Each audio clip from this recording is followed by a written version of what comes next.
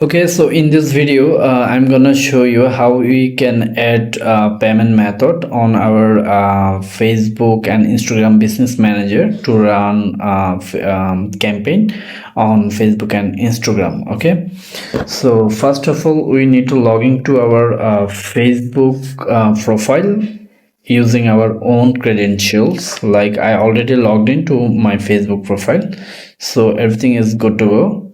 So and then we need to search ads manager Facebook on Google. From here we can get this link, Facebook Business Manager. Just need to click on this, and then if you have any page already, it will available here. And then from here you need to click on Ad Manager. Just go to your Ad Manager. From here, when you will browse to your Ad Manager, it will show you your basic account, but from here you can find the account you want to add your payment method, your own business manager. So like if your business manager name is Glamour Grace, like you will get this. Okay, so like now I'm gonna add payment method to this one, baby girl the series. So you need to click on the settings button. Click on the settings button.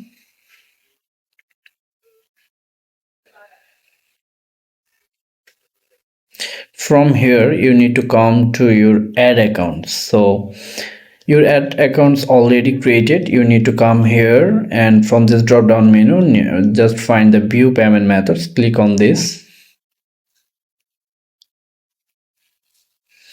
and your accounts is loading. From here you will get this way to add the payment method. Just click this button, add payment method, and from here you need to select your location. Like if you are located at United States, you need to find your United States location and all the time zone and currency that you want to add, and then click on next.